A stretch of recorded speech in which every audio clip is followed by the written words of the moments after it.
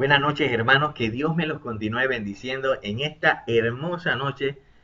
Vamos a hablar de un tema muy importante porque se trata del plan de Dios para su vida. Y permítame entonces que nos pongamos en oración para que lo que vayamos a hablar sea para edificación y para que yo pueda ser usado por mi Señor. Padre, yo te doy gracias en el nombre de Cristo Jesús por su palabra. Gracias, Señor, por el testimonio que nos has dado acerca de su Hijo Jesucristo. Porque es a través de nuestro Señor que podemos claramente ver las cosas espirituales que tú nos has puesto para que seamos edificados, seamos enseñados, seamos redarguidos, corregidos e instruidos en justicia. Señor, ahora permite que cada palabra que vaya a hablar sea para edificación y sea, Señor, de honra y gloria para usted. En el nombre de Cristo Jesús se lo pido. Amén. Hermanos, abramos nuestras Biblias en Primera de Corintios, el capítulo 2, como ya ha leído nuestro hermano en el versículo solamente el 10. Y dice, pero Dios nos la reveló a nosotros por el Espíritu, porque el Espíritu dice todo lo escudriña, aún lo profundo de Dios. Es imperativo, hermano, para los hijos de Dios darle prioridad a la revelación de las Sagradas Escrituras, porque es lo que fundamenta nuestra fe y la confianza de Dios con respecto al plan que sabemos que Él ha trazado para cada uno de nosotros. La segunda carta del apóstol Pablo, el capítulo 1, el verso 19, dice que también tenemos la palabra profética más segura, a la cual hacemos bien o hacéis bien en estar atentos, como una antorcha que alumbra en lugar oscuro, hasta que el día esclarezca y el lucero de la mañana salga en nuestros corazones. Si leemos el contexto de este pasaje, los versículos anteriores, entendemos que el apóstol Pedro recuerda la experiencia de la gloria de nuestro Señor Jesucristo cuando fue transfigurado ante sus propios ojos.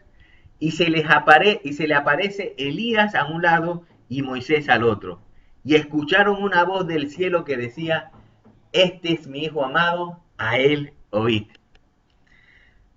Y precisamente, a pesar de vivir tan tremenda experiencia, que definitivamente únicamente tuvieron el privilegio solamente 3 de sus discípulos de vivirla, o sea, es decir, Juan, Jacobo y el mismo apóstol Pedro, a pesar que pudieron pasar lo pasaron como testimonio a los que no lo vieron.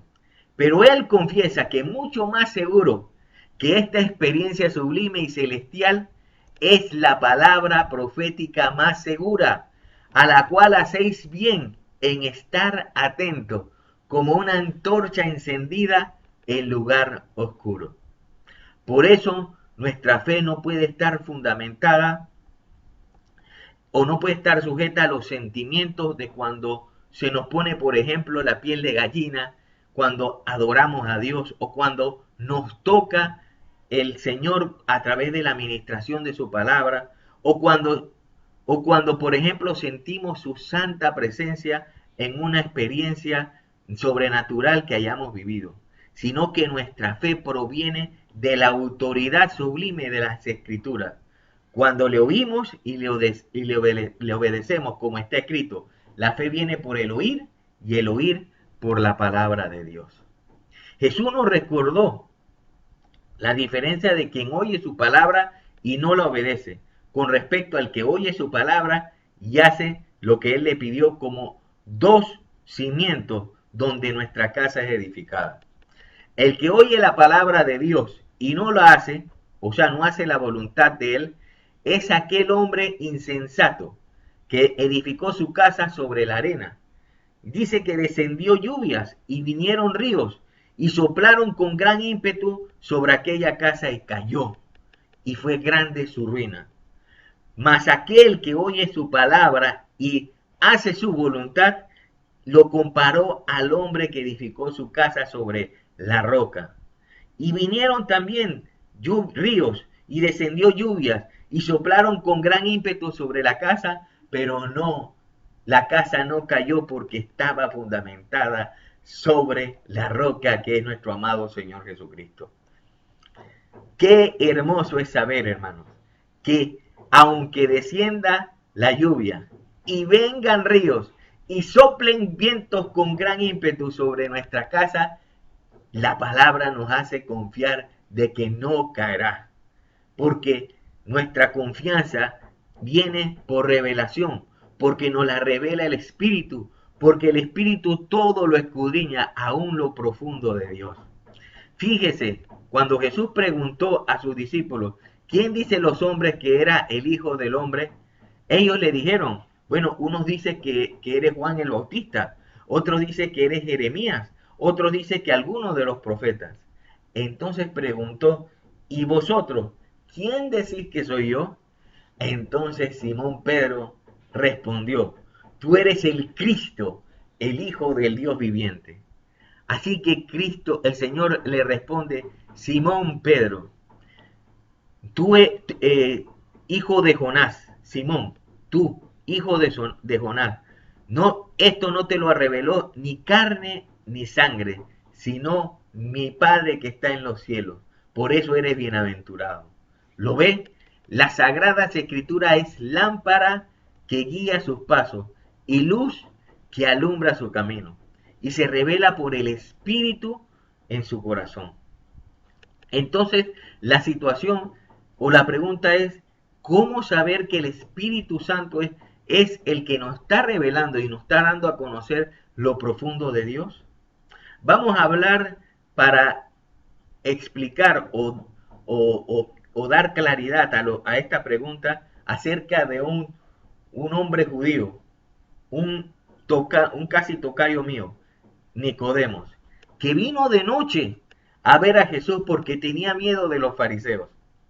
Porque aunque había visto los milagros y señales que Jesús hacía, no creía que era el Mesías, pero sabía que por esas señales y milagros, él era maestro y profeta, y Dios no podía hacer esas señales y milagros si no estuviera con él. Lo hermoso es que Jesús ve la valentía de este hombre que lo busca de noche. Y el deseo de saber, de tocar, de preguntar, de llamar, para saber qué es lo que necesitaba para ver el reino de Dios. Jesús le contesta claramente, tú necesitas nacer de nuevo. El nuevo nacimiento, hermanos, se cumple en su vida cuando usted recibe al Señor Jesucristo en su corazón y le cree a Él, lo cree en su interior, y es allí cuando el Espíritu Santo, ese consolador, la promesa del Padre, habita por fe en su corazón. Teniendo entonces claro lo que estamos diciendo, podemos seguir con el siguiente verso de nuestro pasaje guía en Primera de Corintios, el capítulo 2, ahora el verso 11. Y dice, porque ¿quién de los hombres sabe las cosas del hombre sino el espíritu del hombre que está en él? Así tampoco nadie conoció las cosas de Dios sino el espíritu de Dios. Fíjese la claridad, hermano, que usa el apóstol Pablo para referirse de la nueva naturaleza que estamos llamados a vivir para siempre. Porque solo nosotros conocemos las cosas que hay en el corazón del hombre por el espíritu que está en nosotros. Y nadie de afuera puede conocer lo que hay aquí adentro, hermano, si nosotros no se lo decimos. Por eso también el Señor reprendía la actitud hipócrita de los fariseos, porque él sabía que es lo que había en el corazón de todos ellos. Y se daba cuenta cómo engañaban tan fácilmente a las personas, haciéndose pasar como hombres irreprensibles ante Dios, pero su corazón estaba lejos del Señor. De la misma manera, hermanos, como el espíritu del hombre que está en el hombre, dice, solo conoce las cosas que hay en nuestro corazón, De esa misma manera, solo el Espíritu de Dios conoce las cosas de Dios, con el propósito de que vivamos su buena, agradable y perfecta voluntad para su gloria. Fíjese cómo el apóstol Pablo, lleno del Espíritu Santo, escribe a la iglesia para distinguirnos del Espíritu que los hombres pueden recibir. Y esto, hermano, es muy relevante, porque es lo que determina o influye en las decisiones y elecciones que podamos tomar en esta vida. Leamos el siguiente verso en el pasaje guía del 1 Corintios, ahora en el capítulo 2, el versículo 12 y 13, y dice: y nosotros no hemos recibido el espíritu del mundo, sino el Espíritu de Dios, que proviene de Dios, para que sepamos lo que Dios nos ha concedido. Lo cual también hablamos, no con palabras enseñadas con sabiduría humana, sino con las que enseña el Espíritu, acomodando lo espiritual a lo espiritual. Note cómo el apóstol Pablo recalca lo convencido que está en lo que recibió de Dios, es decir, el Espíritu Santo, de la misma manera como usted también lo recibió. El día que se convirtió en una nueva criatura en Cristo Jesús. Pero me gusta cómo también nos recalca que otra manifestación para darnos cuenta que hemos recibido el Espíritu Santo es porque el Espíritu Santo se opone al espíritu del mundo.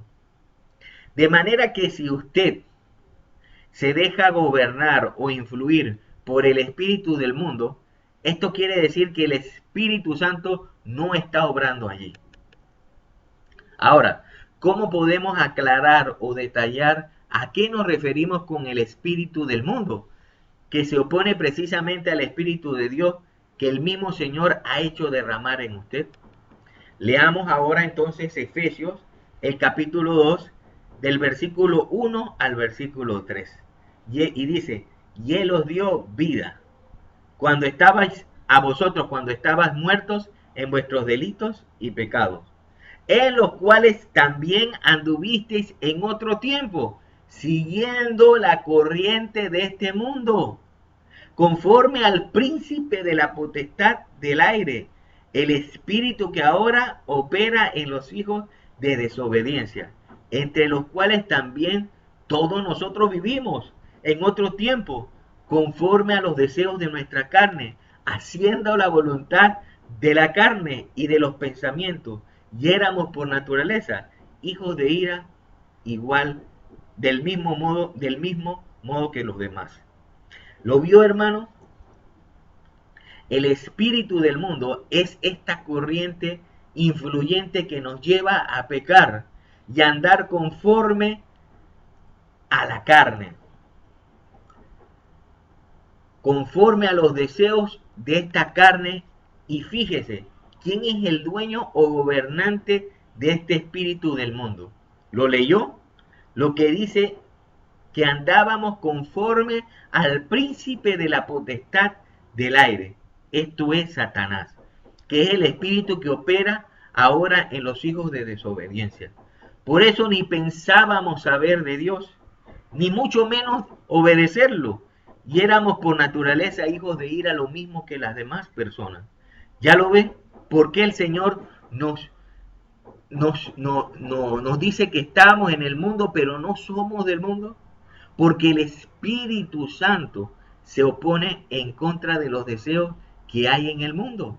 Es decir, los deseos de la carne, los deseos de los ojos y la vanagloria de la vida.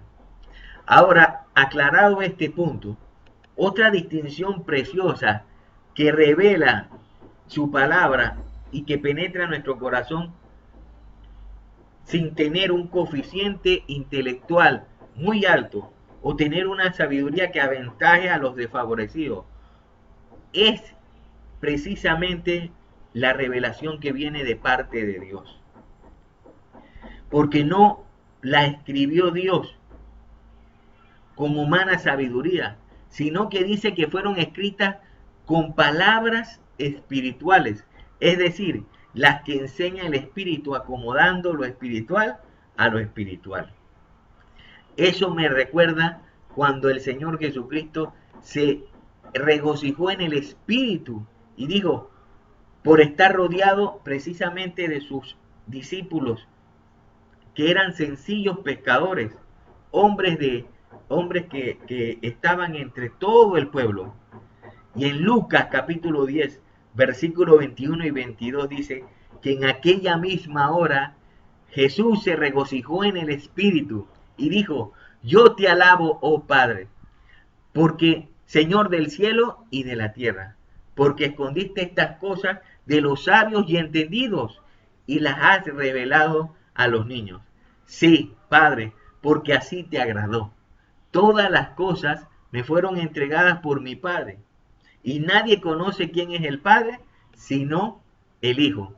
Y nadie conoce quién es el Hijo sino el Padre, y aquel a quien el Hijo lo quiera revelar. ¿Lo ve? Mucho más claro como el Padre ha escondido estas cosas de Dios, las cosas de Dios, de los sabios y entendidos. Y se los ha revelado a los niños, a los hombres sencillos, a las personas que abren su corazón a Él. Porque el Padre le agradó revelar a su Hijo Jesús como Mesías. De la misma manera es que el Mesías y el Señor Jesús es quien revela al Padre, y a quien quiere lo revela para la gloria de Dios y para que nadie se jacte ante su presencia. Sigamos, hermanos, el pasaje guía en 1 Corintios, ahora el capítulo 2, el verso 14. Dice, pero el hombre natural no percibe las cosas que son del Espíritu de Dios, porque para él son locura, y no las puede entender porque se han de discernir espiritualmente. ¿Por qué es locura para los hombres las cosas que son del Espíritu de Dios? Una razón es posiblemente porque hablamos de un reino inconmovible, inmarcesible, sempiterno, que ningún hombre ha visto. Y como el hombre natural le cuesta creer lo que no ve, aunque las cosas mismas que hay en la naturaleza, las cosas invisibles que sabemos que son reales, como el viento y el sonido, esas mismas cosas Dios las ha revelado por su creación. Esas son mayores, y a las cosas que no se pueden entender en un plano físico es más fácil de decir que no existen. Por eso le es locura. De manera que nuestra guía proviene de Dios, que nos ha hecho renacer a una nueva vida, a una vida espiritual en Cristo Jesús, para no andar, hermanos, en la misma ignorancia con la que antes andábamos, estando muertos, dice, en nuestros delitos y pecados, cuando seguíamos la corriente de este mundo con una mente vana, mente hinchada por nuestra carne. Volvamos a nuestro pasaje guía que dice en 1 Corintios capítulo 2, el versículo 15. Dice, en cambio, el espiritual juzga todas las cosas, pero él no es juzgado de nadie. Concluimos que el hombre natural, o sea, el hombre que no es espiritual, vive en la vanidad de su mente, ajeno de la voluntad de Dios, con el entendimiento entenebrecido y el corazón duro a la revelación de las Escrituras. No puede entonces percibir las palabras, las cosas del Espíritu de Dios. En cambio, el hombre espiritual no solo discierne las cosas espirituales, sino que la nueva naturaleza divina que está en él juzga todas las cosas, pero él no es juzgado de nadie, ni por nadie. Esto no significa, hermanos, que no peque, sino que por medio del Espíritu hacemos morir las obras de la carne, transformando por medio de la renovación de nuestro entendimiento. Como dice en Romanos capítulo 8, verso 1, ninguna condenación pues hay para los que están en Cristo Jesús, para los que no andan conforme a la carne, sino conforme al Espíritu. Porque ¿Quién conoció la mente de Dios? Ahora dice en nuestro pasaje guía, según en 1 Corintios capítulo 2, el verso 16. ¿Quién conoció la mente de Dios? ¿Quién le instruirá? Mas nosotros tenemos la mente de Cristo. Recuerdo que un discípulo me decía que básicamente este verso debíamos borrarlo de la Biblia, porque según él, o según su juicio, era imposible que nosotros tengamos la mente de Dios. Y él me repetía un verso que decía que era el que lo contradecía. Isaías 55, verso 9, que dice, como son más altos los cielos que la tierra, y así son mis caminos, más altos que vuestros caminos, y mis pensamientos más que vuestros pensamientos. Así que tener la mente de Cristo es una promesa que nos debe constreñir para mostrarnos cuán grandes cosas nos ha dado nuestro Padre. Y resume precisamente lo que hemos conversado hasta ahora, que acabamos de leer. Ciertamente hemos dicho que naturalmente, como hombres, no podemos percibir ni entender las revelaciones plasmadas en su palabra, porque toda la escritura es inspirada por Dios. Es por eso que necesitamos nacer de nuevo, del agua y del espíritu, como dijo Jesús a Nicodemo, para ser enseñados por el Espíritu de Dios. La promesa es que la obra que Dios empezó, la perfeccionará hasta el día de Jesucristo. Pero con respecto al comentario que mi amigo me hizo al citar Isaías 55:9, me daba a entender que se contradecía esta promesa. Realmente ahora, los que estamos en Cristo Jesús, podemos entender y estar seguros que esta cita perfectamente confirma la promesa de que tenemos la mente de Cristo. Porque lo espiritual se debe acomodar a lo espiritual. Porque cuando leemos, hermanos, en Isaías, versículo 55, el verso 9, que son más altos, dice, los cielos que la tierra. Así, de esa misma manera, son los caminos y los pensamientos de Dios, más altos y más, y dice más y más altos sus caminos que nuestros caminos. Precisamente esto es lo que hemos aprendido. El hombre natural está limitado en este espacio físico y en este tiempo. Y este tabernáculo terrestre tiene una fecha de caducación o de expiración. Es por eso que aunque los hombres hayamos dado un paso muy grande, se recuerda cuando Neil Armstrong pisó la luna, dice, esto es un gran paso para la humanidad. Esto no significa ni representa nada delante de nuestro Señor, delante de su gloria y delante de su poder. De manera que para esto también apareció el Señor Jesucristo, para que las promesas del reino celestial se hicieran una realidad en nuestras vidas y podamos alcanzarlas por fe, porque a través de la misma creación, las cosas que vemos, es decir, las cosas terrenales, las cosas que podemos ver, sabemos que son temporales, pero podemos decir ahora con autoridad en el hombre interior que las cosas que no se ven, es decir, las cosas espirituales, son eternas. Por eso se requiere que se han de discernir espiritualmente. Esto me hace entender cómo puede haber personas que alterquen con Dios y hasta propongan darle consejo. Se lo digo porque como 3 personas muy cercanas a mí me han dicho que no hablan con Dios, sino que pelean con Dios. No me atrevo a imaginar cómo puede atreverse a decir estas cosas aquellas personas.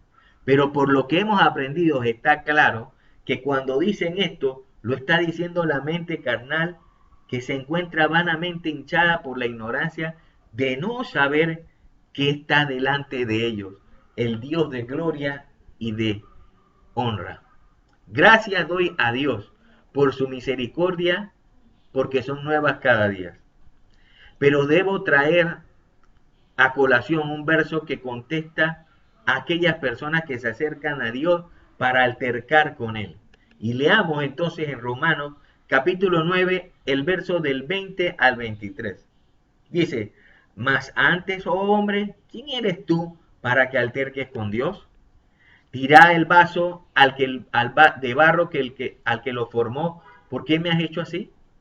¿O no tiene potestad el alfarero sobre el barro para hacer de la misma masa un vaso de honra y otra para deshonra? ¿Y qué si Dios, queriendo mostrar su ira y hacer notorio su poder, soportó con mucha paciencia los vasos de ira preparados para destrucción, y para hacer notoria las riquezas de su gloria, les mostró para con los vasos de misericordia que él preparó de antemano para gloria? Queda claro, mi hermano, que el hombre espiritual puede entender y percibir las cosas de Dios por la pura gracia de Dios, por lo cual esta naturaleza divina lo impulsa y lo motiva a pedir, a buscar y a llamar hasta recibir, encontrar y abrir las puertas del reino de Dios. La semana pasada recuerdo que el consejo que se reafirmaba a través de esta lección era: humíllense ante la presencia del Señor y Él os exaltará alto, muy alto. Y hasta cantamos esa canción. Puede ser que usted me diga, hermano, es que yo no conozco tanto la Biblia para que pueda aplicarse esta semejante promesa delante o tener esa promesa de tener la mente de Dios o la mente de Cristo. Lo que sí es cierto es que si usted le entregó su corazón al Señor y recibió a Jesús por fe en su corazón, Dios ha abierto las puertas de la revelación a las revelaciones que le inspirará a pedir mucho más, a buscar también más y a llamar con más ganas para que su vida cumpla el propósito por el cual usted fue también nacido en Cristo Jesús. Hermanos, que el Señor te bendiga y te guarde. Y como dice la alabanza de Steve Green, yo no necesito ver el plan, yo no necesito ver el final, solo lo que necesito es seguirte, Jesús, y hacer tu voluntad. Hermano, que el Señor te bendiga y saludos, que Dios te guarde.